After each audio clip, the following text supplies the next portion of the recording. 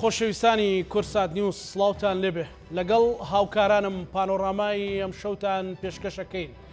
لە ئێستادا گەرمترین باس و خواسی خەڵکی هەرێمی کوردستان کۆمەڵێک کێشە و قەیرانە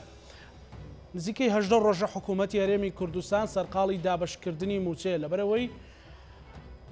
200 ملیارەکەی بەغدا نەگەیشتۆتە بانکی یان لقی بانکی ناوەندی لە هەولێر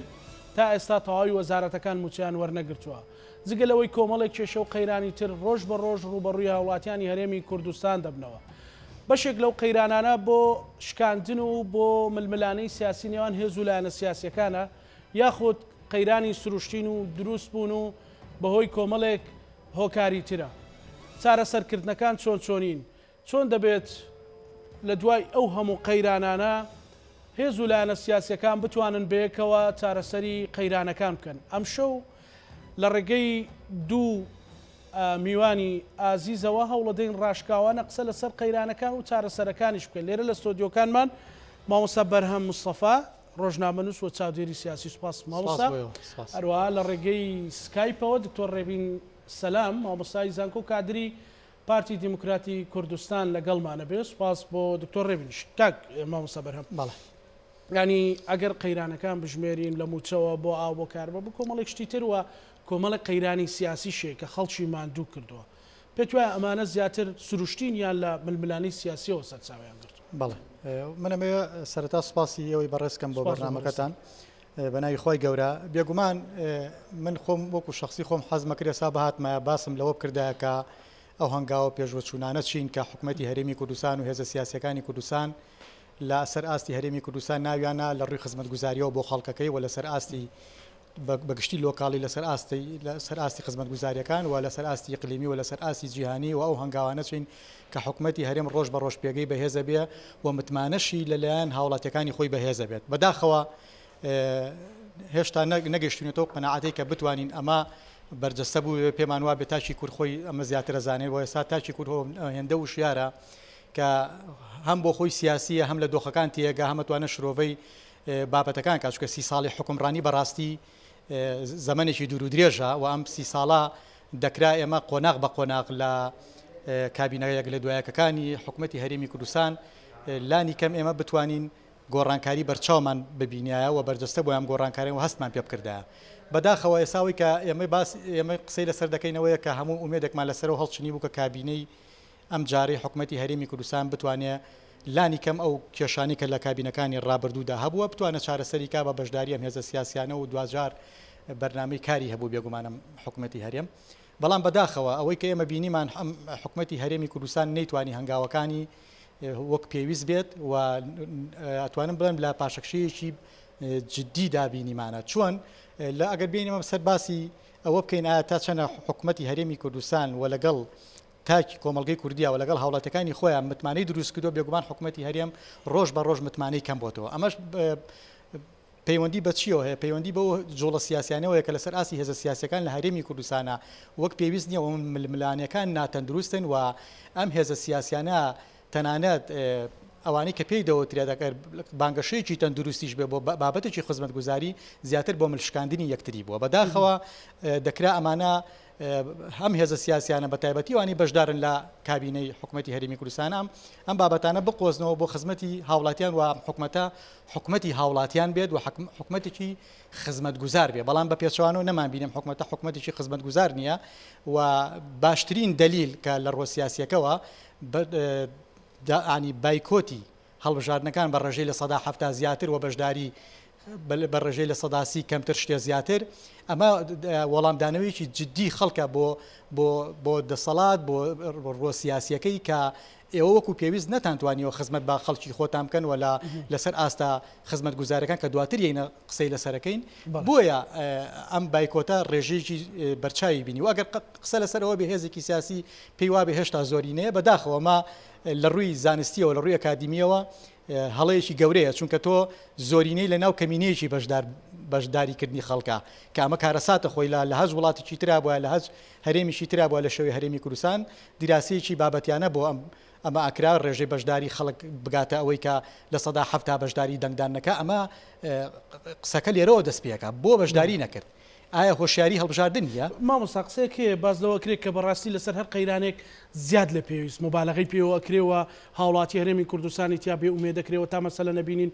لە مەسلەی کۆزدا کۆمەڵێک گەنج ئێستا دێنە بەردەم مایک و بەردەم کامێرای تەلەڤیزۆن و ڕاگەیانەکان باز لەوەکەن کە بەڕاستی لێرە بێ ئومێدیان کردین بەڵام لە حقیقەت ئەوانە بوو مەسەلەن هەز ناکەی لەوەیان مبالغەیە مەسەلەن بە تەواوی بەشێکی پەرداخەکە بە بەتاڵی پیشانەدا بەشێکی پەرداخەکە بە پڕی پیشانەدا ینی مەسەلەن هەز ناکەی هەردووچی زۆرێک لە مبالغەی تێدا دروست کردووە خۆی مبالغە زیاتر لەلایەن ئەو هێزانەوەیە کە بەتایبەتی کە ڕاگەاندنێکی زەبەلاحی لە پشتەوەی ئەگەر نا ئەوەی کە دەگوزارێت لە هەرێمی کوردستانە گەنجەکە مل ئەنێ بە مەرگەوە ئەڕوات بێگومان لێرە هیوایەکی نییە بۆ ژیان و زانکۆ پەیمانگەکانی تەواو کردووە ئەگەر باز لەوکە ئەرچی حکومە نیە دام مەزیرێنێ باشە قبولمە بەڵام کەرتی تایبەتێکوە ئەو کەرتە تایبەتانێکەوە کە هەلیکاری ڕخسان و بۆم گەنجانە تا ئینتیمایان بۆ نیشتیمان و بۆ حکومەت و بۆ خاچی خۆیان هەبێ بیرمان نەچی ینی ئەمانە خۆ کە ڕائەکەن ئەگەر بەشێکی پەیوەندی بە چاولەکەریەوە بێ بەشێکی پەیوەندی بۆ هەبێ کە هاوڕێکەکەی لە فڵان شوێنە دۆخێکی ژیانی باشتر بۆ خۆی دابینکە بەڵام بەشەکەی تریەوەیە کە متمانەی بەوە نییە کە لە ڕووی ئیستقراری ئەمنیەوە لە ڕووی ئیستقراری سیاسیەوە لە ڕووی ئیستقراری ئابوووریەوە هەرێم جێی متمانە بێ بۆ ئەو بۆیە ینی گەنجێک پێی وایە ئاڵە من ئەگەر تەمەنم وا گنیزیکەی چووە 30 ساڵ ئەگەر ئێستا نەچم خۆم دروستکەم کەی خۆم دروستکەم ئەگەر ئێستا وەزیفەیە نەبێ کاری تا بکەم و بتوانم تەنانەت مۆبایلەکەی دەسم بەدڵی خۆم بێت ئەبێت چی بکەم بۆیە ئەمە ناکرێ نایە بنین مبالغە بەڵکووە بێ بیرێکی جدی لەم بابەتانە بکەینەوە چونکە لە ڕاستیدا تۆ وەکو حکومەتی هەرێمی کوردستان نەوتوانیەوە وەکو پێویست بی ینی لە ئێستا بۆ نمونەوە ئەوە نرخی نەوت بەرزە ینی سادەترین ماف کە بۆ موچەخۆرانە ئەوە دوو هەفتەیە موچە هێشتا بەخاوی تەوزیعکرێت ناکرێت تۆ ناو لە خۆ نابێ حکومەتی هەرێمی کوردستان بەڵام ڕۆڵی لیژنەیەکی تەوزیعی موچە ببینیت تۆ بۆ چاو لە 200 ملیارەکەی بەغدایە لە کاتێکە نرخی نەوت بەرزە لە کاتێکا جەبهەیەکی فراوانی نییە لەگەڵ هێزێکی داگیرکەرا بڵێ من مەشغوڵی ئەوەم لە کاتێکا مەرزەکانێ داهاتێکی باشیان هەیە ئەمانە دەبێت وەڵامی خەڵک بدرێتەوە خەڵک وەڵامەکە باش ئەزانێت بەڵام تۆ بێ لە ڕێی ڕاگەیانەکانتەوە ئەگەر بدێمە چاواشە بکەی بێگومان ڕەنگە زەمانێک بۆ بچێتە سەر بەڵام ئەمە واقعەکە کە ئەمڕۆ خەڵکی هەرێمی کوردستان بەداخەوە هەستی پێکا و ئێمە ئومێدمانە کرد قسە لەسەر ئەو بابەتە بکەین کە حکومەتی هێرام هەنگاوی بەڕووی خزمەتگوزاری خەڵکانەوە بەڵام بەداخەوە سادەترین نمونەوە موچەکەیەکای بینین چاوی لە دەستی بەغدایە خۆشی ناوناوە حکومەتی هەرێمی کوردستان بەڕاستی هێزە سیاسیانە و ئانی بەشدارن دەبێت قسەی جدیان هەبێت لە حکومەتی هەرێمی کوردستانە زۆر باش مامۆستا قسەی زیاتری لەسەرەکەین دکتۆر ڕێبینەم کاتت باش سپاس بۆ بەشداریت لە پانۆرامادا من ئەمەوە پرسم کە ئایا ئەو کێشە و قەیرانانەی هەیە بۆچی دابش بۆ بەسەر دوو ئاراستەدا مەسەلەن ئاراستەیەک وەکەوەی پێموت پرسیارم کرد لە مامۆستا بەرهەم ینی بێ ئومێدیی زیاتر لە ڕژبینیی زیاتر پێوە دیارە و بەشێکی دیفاعیشی سەرسەختانەی لێکە کە نەخێردۆخێکی باشێ و ئەنی حقیقەتەکە کامێ بۆی بگەینە چارەسەر بۆی خەڵکیش بەڕاستی بێ ئومێد نەبێ طبعا بەنای خۆی گەورە و میرەبان مامۆستازانە ڕێز و سڵام بۆ جەنابت و بۆ میوانە بەڕێزەکەت و سەرجەمبینەران وەڵاهی ئەوەی کە بە چاوی سەر دەبینرێ خەڵک بۆ خۆی بڕوات بە هەستەوەرەکانی بینینی دەکات زیاتر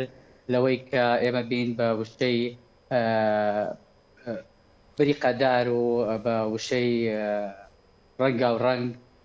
بین هاوازیەک و هەرمۆنیەک بدۆزینەوە لە نێوان وشەکانەوە وەکو شعرێک قسە بۆ خەڵکەین ئێستا ئەمڕۆ ڕۆژێکە کە دەرگای هاتوچۆکردن و ئامۆژە و سەردان لەسەر خەڵکی کوردستان کراوەیە لەخوا بەزیابی و دنیا دەبینێ و زانیاریش لەسەر خەڵکی کوردستاندا نەخراوە و دەتوانێت وەری بگرێ دەزانێت کە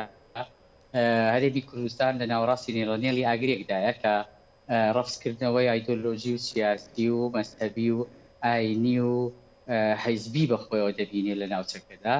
سووریا دوێنێ سووریا و ئەمڕۆی عێراق و سبەینی ئێرانیش دەبینین کە ئێران و تورکیا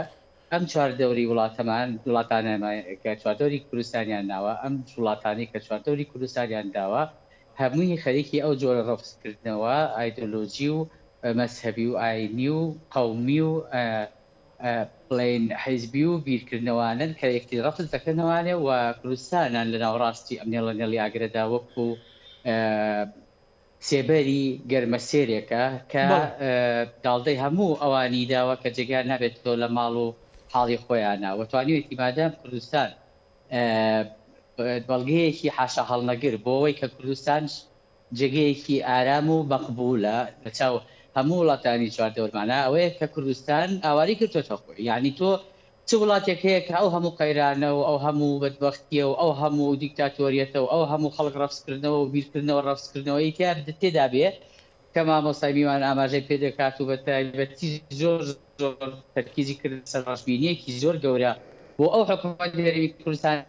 کە ئەگەر هەر کەسێک خۆی بە فسفس پاڵەوان دەزانێت لە شوێنی حکوومەتی هێرمی کوردستان وایە کابینەی نوێم بەتایبەتی ئێستا ئاکاری بە پاتارەوە نەدەما بەڕاستی چونکە حکوومەتێک بوو کە ئێمە لەو پێش ئێمە حکوومەتی دژ بە حکوومەتمان هەبوو کاتێکەوە باسی حکوومەتی بکەفراوان نەکرا چونکە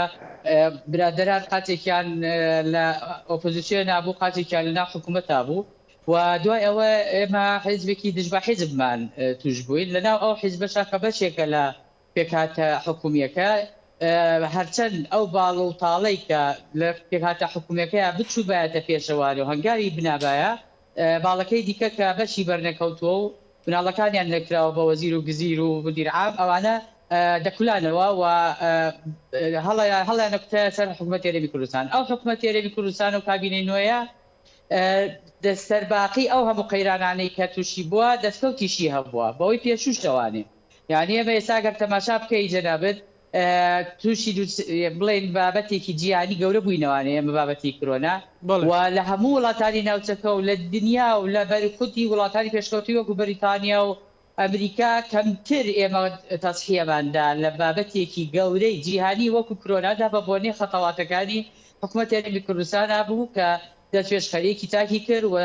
کارسازانە و کارناسانە ڕوبەڕی ئەو بابەتە بووە دووەم بابەت باسی داهاتەکانی کوردستان کە دەکرێت و کراوە بە بنێشە خۆشی ژێردانی هەر کەسێک کە بەداخەوە کوردستان نانخۆری سفرە دڕی زۆر بووە ئێستا بابەتی داهاتەکانی کوردستان بووی دیارە راپۆرتی دیلۆتمان هەیە بە شێوەیەکی دەولی سومعی خۆی ئەو راپۆرتانی کە دەرەچێت لە شەریکەی دیلۆتەوە بەس تەبارەت بە نەوت شەرم لە کوردستان و عێراقەوانە ناکەن ئەوانە و ئەو شەریکانە عالەمین و مەشروعیەت و سومعە و پێگە و پایە و ناوبانگی خۆیان ناگۆڕنەوە بە هەزار وڵاتی وەکو عێراقیش و کوردستانیش ئەتوانێت هەمە کەسێک ئێستا هەر بە ڕێزێک دەتوانێت سەرچێکی مۆبایلەکەی کا بە بەلاش بزانێت کە کوردستان چەندی نەوت فرۆشە و چەندی داهات بۆ چەندیشی سەرف کردووە و بێجگە لەواداتی سەرچاوە بڵێن گومرگیەکانیش هەندێک خروقاتی هەبوو لەوە پێش بە بۆنەی چەند لایەنێکەوانێ هەمە لە نەبوو لایەنانی دیکەش دەهاتن لایەن خۆستەوانێ ئەو جۆرە فەراغە ئەمنی کە هەبوو لە بڵێن گومرگەکانی سروری سلێمانیدا بەو شتەوەیە بووە مای ئەوەی کە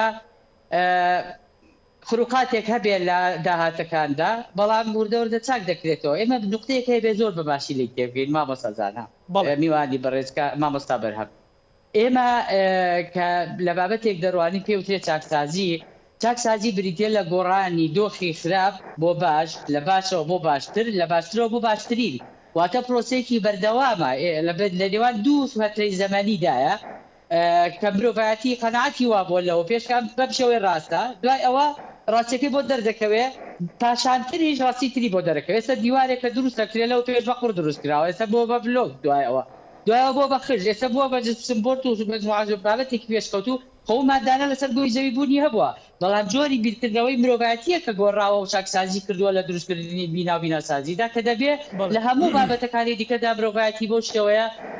خۆی نوێ بکاتەوانێ ئێمە بابەتێکمانێت جیاوازی ناکەین لە نێوان نوێبوونەوە و سفر بوونەوە بە تایبەتی لە کۆمەڵگەی خەڵکی سلێمانی خۆمان دکتۆر ببورێنی ئێستا بۆ نمونە ئەو فترەی پێشوو کۆچێکی زۆر بەلێشاو هەبوو لە هەرێمی کوردستان بۆ وڵاتانی ئەوروپا و بینیمان لە بوو بە مژاری سەرەکی لە پۆڵەندا و لە بیلاڕووس و مەسەلە لیتوانیا و لە ئەڵمانیا و فەڕەنسا هەموو خەتەی کە کوردی پێدا تێپەردەبوو ئەکسەریەتی بینیمان کە خەڵک ڕق بووە پێت وایە ئەمە چ هۆکارێکە وای کردو کە خەڵکێک ئەوە هەڵبژێرێ بڕوە لە جەنگەڵەکان لە دارستانەکانی بیلاڕووس ئامادە بێ بەو سەرمایە ئاوی پۆلیسی پێدا بکرێت مەسەلەن ڕق بێتەوە مناڵەکەی ڕقە بێتەوە لە بەرچاوی بەڵام کوردستان بەجێهێڵێ ینی ئەگەر ئەم حقیقەت بۆ ینی بۆ لەبەرەوەی کوردستان ئازادی تێدایە ئازادیەکە گەیشتۆتە حەدی ئەوەی کە دوور لە ڕووی مەجلیسەوە بینەران و جەنابەت ئازادی ڕۆژنامەگەری گەیشتۆتە ڕادەی ئەوەی کە درۆکردنیش تێدا بکرێت لە زۆر سایت و ماڵپەڕ و ئەملاولاوە دیعایە و پرۆپاگەندە کرابوو بۆ ئەوی کە گوایە دەرگاکە کراوەتەوانێت لە بیلاڕوسیا و ئەوە خەڵک هەمان لە شاخوانی پێدا دەکەن و ئەم مەسەلی کۆچکردە لە نێوان ڕۆژهەڵاتەوە بۆ ڕۆژاوە ئەمە خەڵنێکی دێرینی ڕۆژهەڵاتیانە بەڵام جاران پێشتر پێش چەند سەدەیەک ڕۆژاوایەکان خەونیان دەبینی بێنە ڕۆژهەڵاتەوە وایە دەزانی کە پرسی زێڕینی خۆ بە فێلی زێر ئەم ڕۆژهەڵاتمانە خەڵیان بەوە سەردانی پێ ڕۆژهەڵاتی بەڵام ئەکان بڵێن هەڵگێڕایەوانێ لە بەوەی ئەو بابەتە ئابوووریە و ئەو بابەتۆخە ئابووری کە بەسەر منتیقەی ڕۆژهەڵاتە هاتووە ڕۆژهەڵاتی ناوینە ئەوانەی خاوەنی نەوتن دەچن ئەو زیێ ڕەشە کە ناوی نەوتە دەفرۆشن ئەیدەن بە وڵاتانی پیشەسازیش ئاسنیان بۆ دەنێرن لە بەرامبەر ئەو پارەی کە داویان نەبێ واتە ئەوانی کە خاوەنی نەوتن بەم دەستەیان نەوتەکە دەدەن بەو دەستەیان بڵێ پارەکە وەردەگرن لەو پاری نەوتەکە وەردەگرن لەو دەستەی دیکەوە پاری نەوتەکەشیان لێ دەسەرێتەوە بە بۆنەی بوونی تەکنۆلۆژیاوە وەکو ئۆتۆمبیل و شمەکانی دیکرد کە هەمووی هۆکارەکانی ناوخۆی هەرێمی کوردستان ئەگەرەمە هۆکارگەلێکی گشتی بن دکتۆر بەڵام هۆکارەکانی ناوخۆی هەرێمی کوردستان پێت وایە کۆمەڵێک هۆکار لە پشتیەوە بێ کە گەنجێک یان خێزانێک ئامادە بێ بڕوا لە وڵاتێکی تر ڕق بێتەوە لە سەرمە بەڵام نەگەڕێتەوە ئەوەی کە مای سەرسوورمانە ئەو هەندە کەسە کە بە شێوەیەک هەڵخرێت پێێرا بوون بەڕاستی و کەکەوتو لە بەردەمی ئەوە ئەمێ بۆ بەرچەناوی باشکەم ئازادی ڕۆژنامەگەری کە ئێمە هەمانە لە هیچ شوێنێکی دیکەی وڵاتانی دنیا بۆ شێوەیە نییە زانیاری دەبێ شەرت و مەرجی خۆی هەیە و ناگاتە حەدی ئازادی ڕۆژنامەگەری ناگاتە حەدی درۆکردن لەگەڵ ڕێزمە بەڵام بە فەندوفێڵ و بە قسەی ناڕاست لەگەڵ هەندێک دەستگای مخابەراتی ئەسڵەن بیلاڕوسیاشە کە کەیدی ئێسا KDB-ە ئەوانە لە بیلاڕوسیا KDB دەستگای مخابەراتی بیلاڕوسیا لەگەڵ هەندێک لایەنی القەلەجوی بڵێن ئەو وڵاتەدا هەستا بوون بە نەدانی خەڵک بۆی زەوەک وەرەقەیەکی زەقت بەکاری بێنن دژی ئەوروپا وای کرد کە بەڕێز مێرکل لە ڕۆژەکانی ئەخیریا تەلەفۆن بکا بۆ سەرۆکی هەڵبژێراوی بە تەزویر دەرچووی وڵاتی بێلاڕوسیا ئەو زغوتاتانەی بۆ ئەو دروست کردبوو بەڵام بۆچی کوردستانیان دەبێت ببن بە پێخۆری ئەو جۆرە بڵێن بانگەشە و ئەو جۆرە دەنگۆیانەی کە دوورن لە هەموو ڕاستیەکەوانێ لەبەرەوەیە کە ئێمە بە ئازادی دەرگاکان کراوەتەوە لە بەردەمی وەرگرتنی زانیاریدا و هاتوو چۆش ئازادە لەلایەن خەڵکی کوردستانەوە هەمویان بە ڤیزە و بە پارێکی زۆر چوبوونە تورکیا و بەغدا لەوێەوە ڤیزای وەرگرتۆ بە شێوەیەکی فەرمی و هەر نەفرێک $10,000 بەبانەوە تێت چوە تاگەشتێتەوە کەچی ئەژڵێ وەڵام من غەدرم لێ کراوە و نانیە بیخۆم و ئاوم پێ ناگا وەکو خزمەتگوزاری لە کوردستانەوەوە کەیس و بابەتی زۆر خەیاڵیان دروست کردووە لەسەر هەرێمی کوردستان هەر بۆ ئەوەی کە ئیقامە وەربگرن و بیانکەنە وڵاتەوە ئەمە ناچێتە سەر ئێستا چونکە سەفارەتخانەی وڵاتەکانی نەوەتا لە هەرێمی کوردستانە بوونیان هەیە وە زانیاری دەنێرنە وڵاتی خۆیان دەڵێن شتیوان نەبووە ئەو دەمداخستن و ئەو ئازادی دەرنەبڕینە نییە لە هەرێمی کوردستانە ئەوەی ئەوان باسیەکەن ئەو قات و بڕی و برسێتیە نییە لە هەرێمی کوردستانە بەو ڕادەی کە خەڵک ڕاکە قەمسەڵێکی لە بەرایە کابرا $600-700 پیاوە بەڵام چۆن لەژێر بەرد و کورەی دروست کردووە کولانی دروست کردووە خۆی بە ئاوارە بناسیێنێت لە بیلاڕوسیا و مناڵەکانی دەردی جەناب تەڵێ هەمویان بڕق بوونەوە بەرپرسیاری یەکەم لەو بەس مەساتە ئینسانی کە ڕوویە یەکەمیان بریتە لە دایک و باوکی ئەو مناڵانەی کە بۆ شێوەیە هەستیان بە پرسیارەتی نەکرد دووەمیان بریتە لە ئەو ئازادی وەرگرتنی زانیاری کە هەتا حەدی درۆکردنیش لە کوردستانە ئازادیەکە هەیە بەڵام پێتوانێت کۆمەڵێک کێشە ژوای کرد بێت دکتۆر ڕێبین کۆمەڵێک کێشەی هەموو وڵاتیە کێشەی هەیە کێشەی ئالی مەسەلەن نەبوونی موچە و بابەتی کێشەی موچە و لەگەڵ بەژە کێشەی بوو هەموو لایەکیشەی بووە بەڵام بۆچی ئەوانەی کە بەو شێوەیە دەیانێت زوو بە ئامانجەکانیان بگەن و ڕۆح لاواسترن پێت وایە بوو کە دەستێکێ لە مۆزوعە پێت وایە دەستێکێ لە پاڵمان و هەندانی خەڵک دەستێک هەیە لە هەندانی دەستێک هەبوو بەڵێ دەستێک هەبوو و بینیشمان دوسێ شەو پێش ئێستا کاتێک کە سفر کرایەوە ئەو دەستە و ئەو هەوڵانیان مەکتەبی پەیوەندیەکانی یاریمی کوردستانیان لە هەولێر دا بۆ بەر دەستڕێژی گولا لەبەرەوەی ئەو لایە نەبوو کە هەسا بە سفرکردنەوەی بڵێ بابەتی ئەو بەتەرویجکردن و بەزلکردنەوەی ئەو ئاوارانە ئێمە دووقاتی ئەنترۆپۆلۆژی چۆن دابەشە بێت وەکو تەوزیعی سوکاری لەسەر گۆی زەویە نقاط هەیە جاذبەیە نقاط هەیە پاڵنەرە بۆ هێڵانەوەی دانیشتوانە ئەگەڕێمەوەی باسی بکەین ئەگەر مەودا هەبێ بەڵێ ئەکید ئەگەڕێمە لای بەڕێزت مەمەستا بەڕێزت باسی کۆمەڵی قەیرانت کرد کە لە ناوخۆی هەرێمی کوردستان و جوودیانەوە هیوات خواست کە بۆ پێشکەوتنەکان باسی پێشکەوتنەکانمان بۆ کردایە بەڵام دکتۆر ڕێبین پێی وایە کە شتەکە بەو جۆرە نیە بەڕاستی زۆر گەورە کراوە کۆمەڵێک مێدیا و بیرۆڕای ئازاد لە هەرێمی کوردستان بە جۆرێکە کە خەڵک گەیشتە ئاسی درۆکردن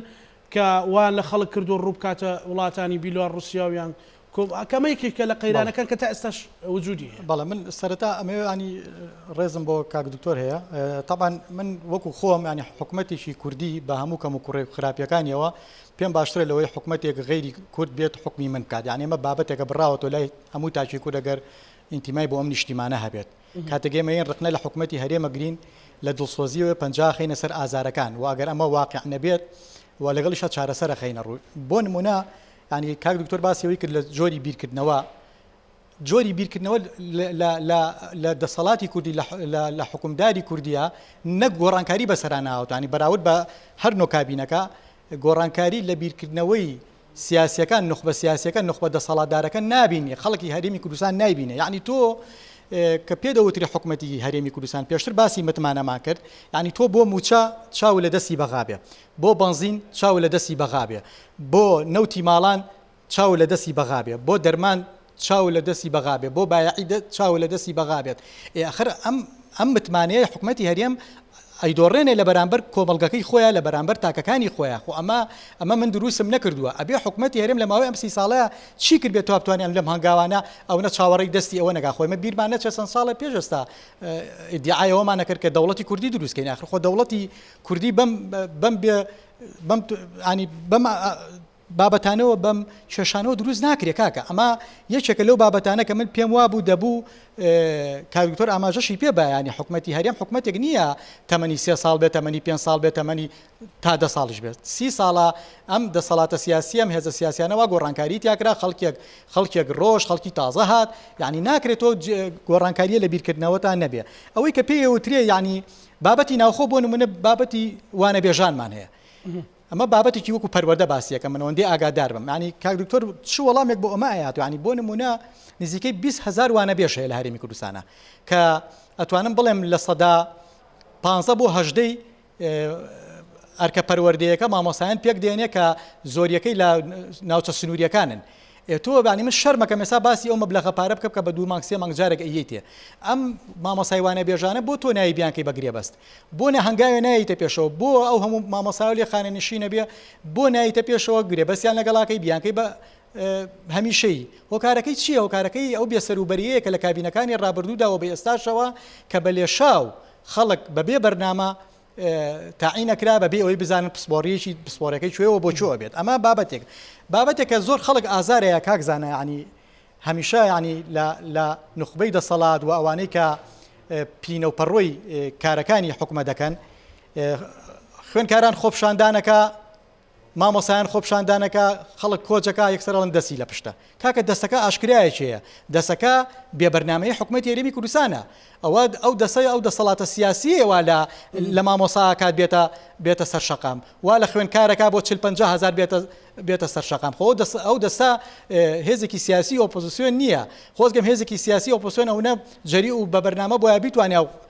ینی من ئەگەر خۆم بۆ نمونە هێزێکی ئۆپۆزیسیۆن من بتوانم بەو ڕێژەیە خوێندکاران بێنمە سەرشەقام بەڕاستی ئەوە ئەبێ ستایش بکرێم بۆیە ئەو دەسەی کە هەموو جارێ ئاماژەی پێێن دەمێت تابووری پێنج دەمێت دەستی فلان دەمێت دەستی وڵاتانی ئیقلیمی باوەڕکەنم دەستی دەسەڵاتی کوردی خۆیەتی دەستی بە بەرنامەی حکوومەتی هەرێمی کوردستان خۆیەتی خۆ ئێمە هیچمان لە فەزایەکی ترەوە نهاتوین هەمومان لەم هەرێمەیە ئەژین و نەعەدالەتی کۆمەڵایەتی بە بەچاوی خۆمان ئەیبینین ئەمانە ڕۆژانە بۆیە حکوومەتی هەرێم کە من پێم وایە دەبێ حکوومەتێکی خزمەت گوزار بێ هەتا ئەم دقەیە خزمەت گوزار نەبوو کاکە ینی ڕاکێشانی چوار شەقام لە شوێنێکە و کردنەوەی بەرزە پرد و نزمە پردێک ئەمە ناکاتە ئەوەی کە تۆ حکوومەتێکی خزمەت گوزار بی و دنیا کامێرە کۆکەیتەوانی و قردێلی سوور بۆ من بقرتێنی ئەمە یەک دوو بابەتێکی تر هەیە من پێم خۆش بە حکوومەتی هەرێم حکوومەتێکی گشتگیر بواە حکوومەتی هەموو هەرێمی کوردستان بواە بەڵام بەداخۆ حکوومەتی هەرێم حکوومەتێکی ناوچەییە کاکە لە شاری هەولێر کە من شانازی بە هەموو شارەکانەوەکەم بە دووهۆکەوە بە گەرمیانەوە بە هەڵەبجەوە بە سلێمانیەوە بە هەولێر خۆیەوە بەڵام تۆ ناکرێت جادەی 120 تاواکەی 150 تاواکەی دنیای تونێل و بەرزەپرد و نزمەپر تاواکەی ئەوە حاڵی جادەی نێوان سلێمانی ڕانیە بێ ئەوە دەربەنی خان سلێمانی بێت 8 ساڵ 9 ساڵە تاو نەکراوە یعنی ئەمانە کارەساتن ئەم شارەش ئەگەر حکوومەتی هەرێم خۆی بە خاوەنیە زانێت خەدرێکی زۆر لە خەڵک کراوە مەسەڵەن خەڵکان درراوە $10,000 مەسەلەن بە ڤیزە ڕۆیشتووە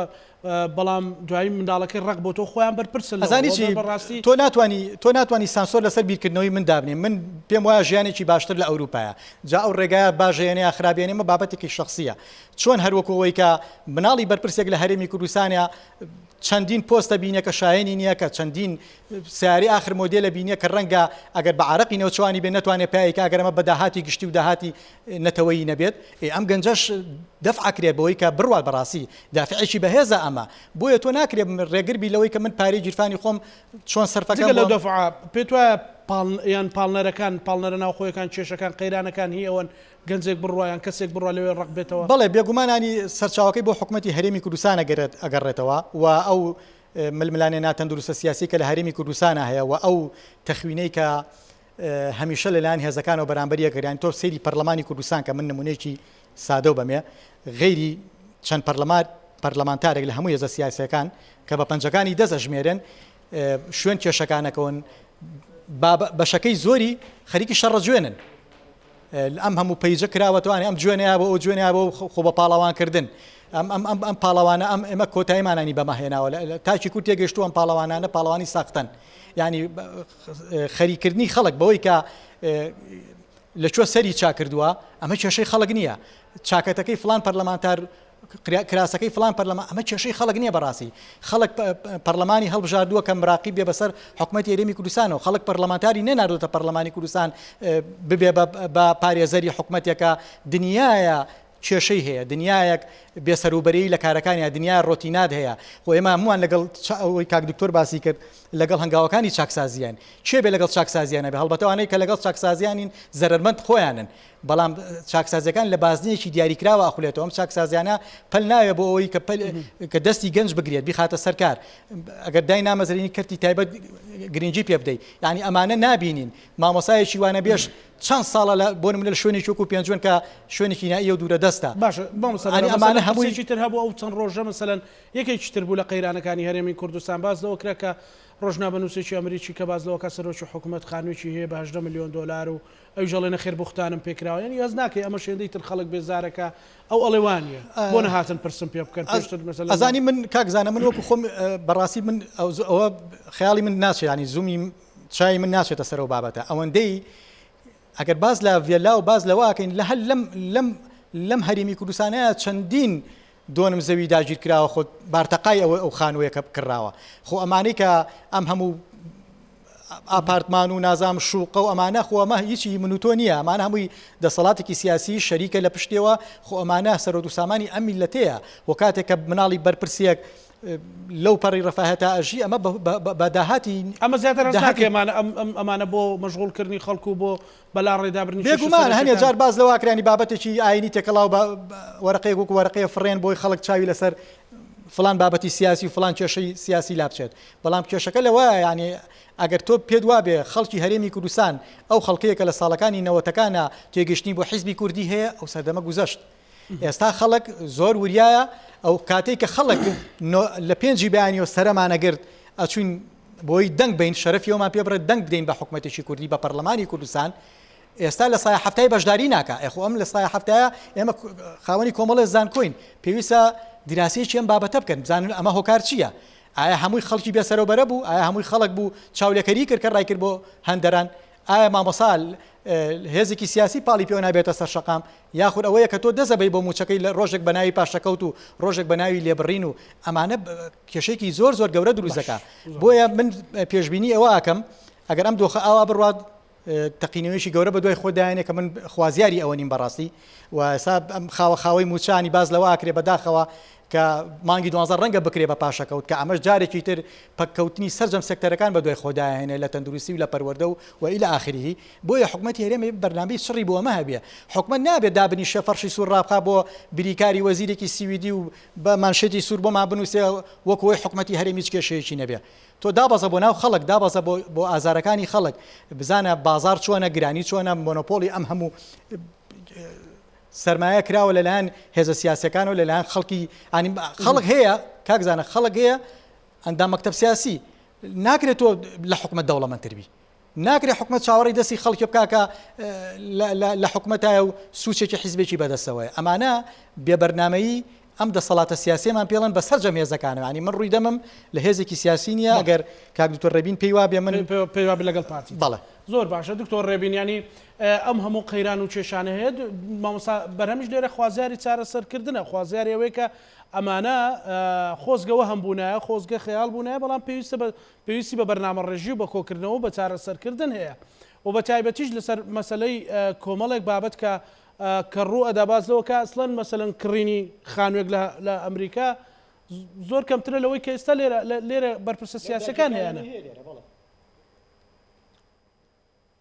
ڕاستە قسەکان ڕاستە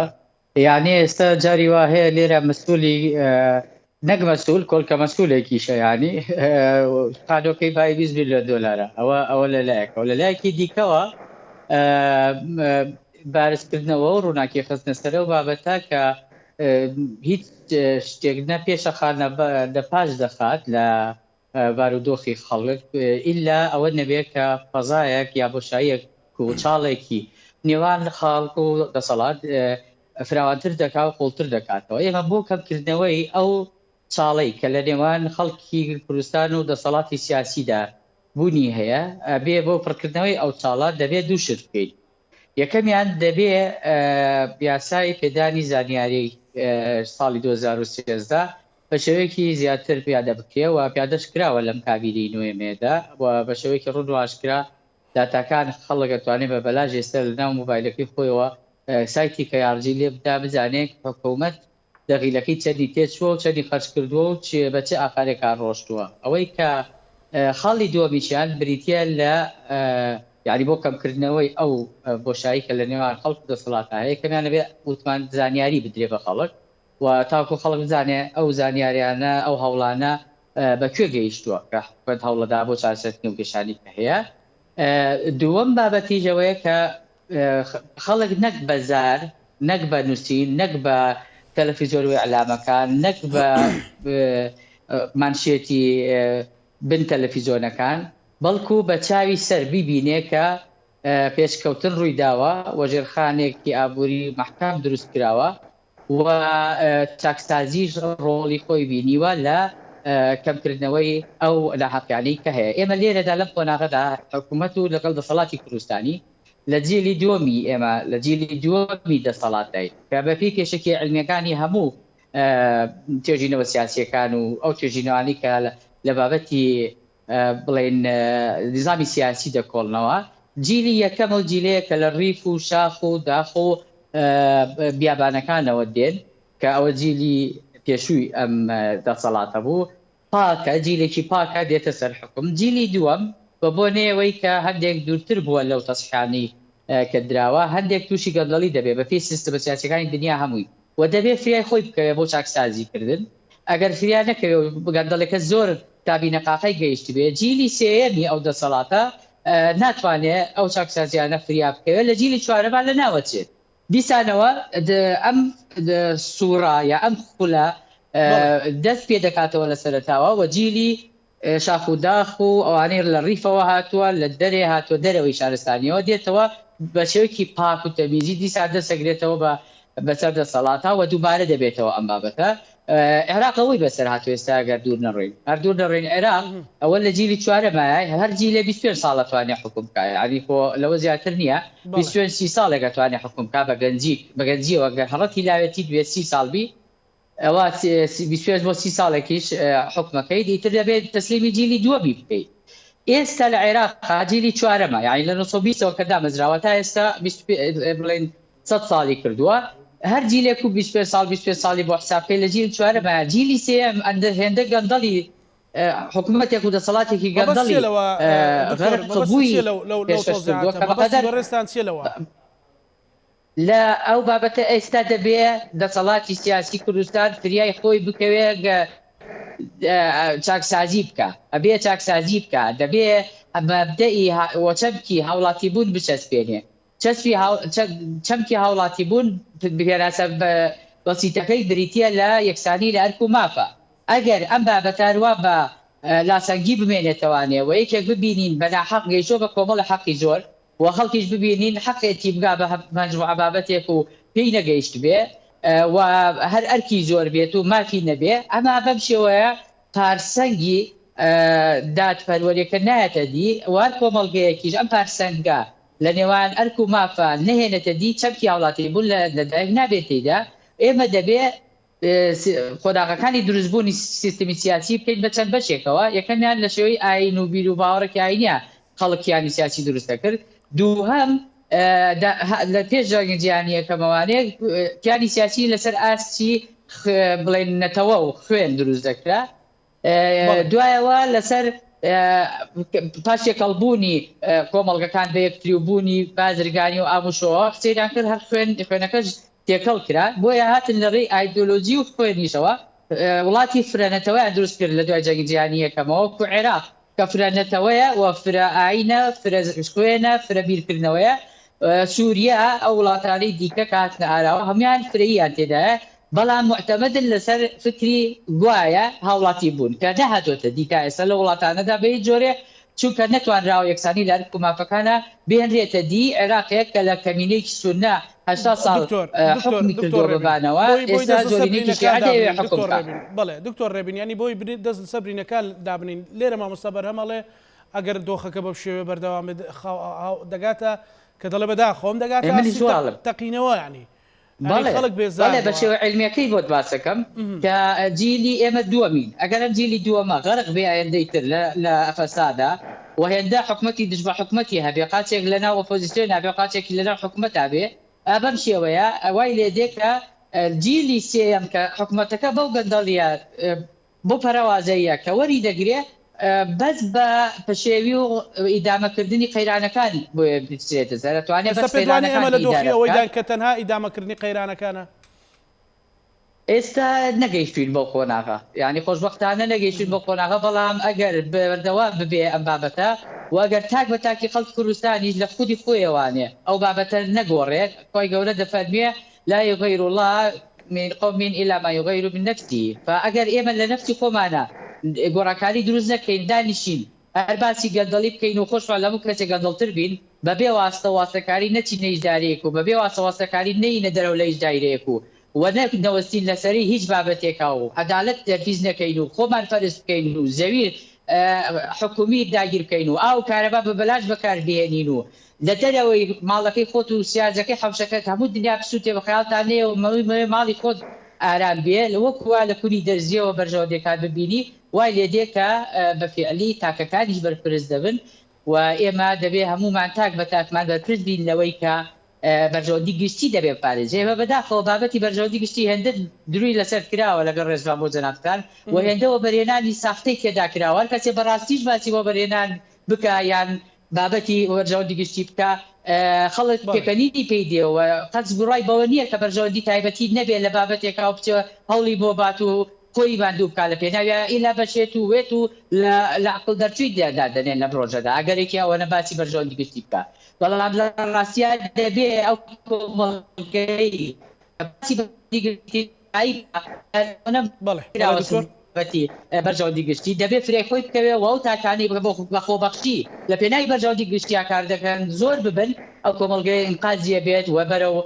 فریادڕستی خۆی دەڕوا ئەوە بەدەستی حکوومەتیش نییە یعنی ڕاستی ئێمە هەمومان توانجەکانمان دژی حکوومەتە دژی ئیدارەکەیە بەڵام خودی خۆمان چینارێ ئەرێ ئێمە خۆمان ئەرکەکانمان جێبەجێ کردووە بەرامبەر ئەو پرسەی ئەو ماوەیە کە ڕخنی دکتۆر ڕێبین ئەو پرسەی مەسلەی کە سەرۆکی حکوومەت خانوویی لە ئەمریکا کڕی و ڕۆژنامە نووسێک باز لەوە دەکا کە بە 18 ملیۆن دلار ئەمە نووسنگەکەی سەرۆکی حکوومەت دەڵێت کە ئەمە بوختانە ینی پێت وایە ئەمە دەچێتە چوار چێوەیەکەوە ئەگەر ڕاست جەنابەت بۆیەتی بەردووبارەکە مامۆستازانە هەڵەیە ئەم بابەتانە لە بابەتیەوەی ئەگەر ڕاست بێ و ڕاستیش نەبێ ئێمە احتیمالات دانی وانە ئەگەر بابەتەکە ڕاست بێ ئێمە لەگەڵەوە دانین ینی بەم شێوەیە کە دەوڵەمەندبوونێکی ڕەهای مطلق لە بە شێوەیەکی کاتی وەکو قاچک هەڵتۆکێ ماڵی بارزانی خاوەنی زەویزارێکی دە زۆرن ئەگە هەر زەویەکانی خۆیانیان بتان باە 100 ساڵ زیاترە دەخانی وەکو ئەوەیان نەبوو ئێستا ئەوەی کە باسەکەی با 10 ملیۆنە ئێستا خەڵکێ لە وڵاتەیە دانیشتۆ کۆلکە مەسئولێکە بۆکو عەرزم کردی خانۆکەی بای 20 ملیۆن 25 ملیۆن دلارە یعنی بۆچی ئێستا زەقکردەوەی ئەو بابەتە ئەوە نەگەورە بێ ئەگەر ئەمە ڕاست بێ چونکە من نازانم یعنی هەتا دۆکۆمنت نەبینی بە چاوی خۆت ناتوانانی دانی پێدا بنی ئەمە یەکەم دووەم ئەوەی کە ڕاست نییە زیاتر بێ عەقڵێکی هۆشدار و کراوە دەبێت بڵێ ڕاست دیە لەبەرەوەی گەورەکردنەوەی بابەتێکی ئاواهی لەم دەوقێت و بارودۆخەدا جگە لە دژمنانی ئەو سیستمەی کە هەیە هیچ کەسێکی دیکە قازانج ناکە و مشەوەشکردنی بیر و بۆچوون و تەرکیزی خەڵکی کوردستانیش لەبارەی ئەوانەوە ئەو بابەتانەوە کە وازەق دەکرێتەوە دیسانەوە لە بەرژەوەندی خەڵکی کوردستان و بەرژەوەندی گەشتێکەدا نییە و ئەوەندە چاو لە زێر و چاو لە پارە بوونە ماڵی بارزانی لە زەمەنی عوسمانیەکانەوە ئێستا دەبوونە خاوەنی عەرز و ئای خۆیان و دادەنیشتن جەنابی سەرۆک بارزانی لە ئەمریکاوە بە تاقی تەنیا نایەتەوە دوای وەفاتی بارزانی لەبەر شۆڕشێ بەرپا بکات دژی حکوومەتێکی لە دەهۆر کە ئەوروپا و هەوڕەشەڵات هەرمی پشگیریان دەکرد و حکوومەتی باسی لەلاوچوو بوو بە تاقی تەنیا بچێ بە دژی کولەی قافە ئەچوو بە خۆی لەوێ ئەوەیەکی وەرەگرت پەنابەرێکی سیاسی وەرەگرت و ژیانی خۆی گەنجێتی بەرسە برد بەڕاست و بەتەفا بەڵام ئەوە کە نەکراوە خەڵکانێکن کە تەسهێ دەدەن ئێمە دەبێت خەڵکانی تەسهێ دەدەن ناشرین نەکرێن لەبەرەوەی ئێمە بەوانەوە جوانی کوردستان بەوانەوە جوان بە هەواڵمان جەلالەوە جوان بوو بە هەوڵەکانی جەنابیانەوە جوان بوو کە ڕۆژی خەچووە سەرشە و دەڵێن لە شەڕ هاتوۆتەوە بە قەرواڵی قوڕاوی شەڕەکەوانێ دەستیاوتە کتێبان بکەنێتەوە ئەم جۆرە بیرکردنەوە و مەچوودە و ئەم تێکوشانە ئەبێ ئێمە ڕێزیان لێ بگرین بە گەورەیان بزانین دکتۆر دواسەرنجی خۆتم پێ بڵێ بەڕێز دکتۆر ڕێبین دوای سەرنجی منەوەی دەست خۆشید لێکم بۆ بەردامە جوانانی جنابتێکەی کە خەمی هەموو خەڵکی کوردستانە دەستخۆشی لە میوانە بەڕێزەکەت دەکەم بۆ بیر و بۆچوونەکانی هەمووی ڕێز جگای ڕێز و تەقدیرە کردنەوەی حیوار و دامەزراندنی حیوارێکی ڕۆشن فکرانە لەسەر هەموو بابەتەکان دلیلی چارەسەرکردنە و ئەبێ بە خۆمان دوور بکەینەوە لە مجادلەکردن ئێمە دەبێ هەر خەریکی مناقەشە بین نەک مجادلە و سووربوون لەسەر ڕای خۆمان بۆی ڕێز سڵامەیە بۆ سەر جەمبینەرانی کەناڵەکەتان و بۆ جەنابیتان و هیوان بەردەوامیتانە سپاس بەڕێز دکتۆر مامۆستا بەرەم دوا سەرنجی خۆتم پێ بڵێ خولەکێک بەڵێ ئانیەوەی کاک دکتۆر جەنابی باسی کە زیاتر تیۆریانە بۆ بابەتەکان چۆگەر ئەمە لە ڕووی بەرجەستەبوونەوە حکوومەتی هەرێم کاری پێبکرا بێگومان دۆخەکە بەم شێوەیە نابوو بەڵام بۆ حکوومەتی هەرێمی کوردستان و هەموو سەرجەم حکوومەتەکان سێ ڕەهەن زۆر گرنگە کە کاری لەسەرکەن ڕەهەندە ناوخۆیەکانە کە سێکتەرەکان و سەرجەم خزمەت گوزارەکانە گرێتەوە کە حکوومەتی هەرێم لەمایە سەرکەوتونە بۆ ینی تۆ بۆ نمونەیەشی سادە و بەمێ 14 کاتژمێر کارەبانیە ئێستا بەڵام وتەبێژی وەزارەتی کارەبا و وەزیری کارەبا داوا لە حکوومەتی بەغاکەن ئەڵم بێ سوود لە ئەزمونونەکەمان وەربرێ کە تۆ 14 کاتژمێر کارەبا نایە بە هاوڵاتەکانی خۆت کاکتۆر باسی ئەوەی کرد ئێمە ئێستا حکوومەتی هەرێم ژێرخانێکی محکەمی ئابووری هەیە ئەی کە ژێرخانێکی محکەمی ئابووری هەیە منی مامۆسا منی هاوڵاتی بۆ ترسم هەیە لێ بڕین لە بوچەکەم دەست پێ بکاتەوە لە ساڵی ئایندەیە کەواتە ئەمە لە ڕووی نێوخۆیی و حکوومەتی هەرێمی کوردستان سەرکەوتونەوە لە ڕووی ئیقلیمیەوە دیسان و حکومەت هێرێم سەرکەوتونەوە بۆ کە سنوورەکانمان لە چەندین شوێنەوە پێشێل کراوە و جەندەرمەی تورکی و هێزە بیانەکان لە ناو خاچی هەرێمی کوردستانان ئەوەی پێوەترێت لەسەر ئاستی جیهانی ئەمریکا پشکاتە هەرێمی کوردستان ڕەنگە بە دەردەکەی ئەفغانستان و ئەو شوێنانە بچین کە شەوانە لە هەواڵەکانی بینین بۆیە گرنگە حکومەت هێرێمی کوردستان جاریکە و متمانە دروستکات و لەگەڵ هاوڵاتیانی خۆی و ئێستا دەکرێت دۆخەکە کاکزانە لە دەست دەرنەچێ بەڵام کە لە دەست دەرچوو وەکو دەڵێن بە چەندین حەکیم وزانە چارەسەر نابێت. سپاس بۆ بەڕێز مامۆستا بەرهەم مستەفا ڕۆژنامەنووس و چاودێر سپاس بۆ بەڕێزتان سپاس بۆ بەڕێز دکتۆر ڕێبین سەلام مامۆستای زانکۆ و کادری پێشکەوتووی پارتی دموکراتی کوردستان سپاس بۆ بەڕێزشتان. بینەرانی خۆشەویست لەگەڵ هاوکارانم پارۆڕامای ئەم شەومان پێشکەشکردن بە هیوای ساغ و سەلامەتی بۆ ملایەکتان خواتان لەگەڵ.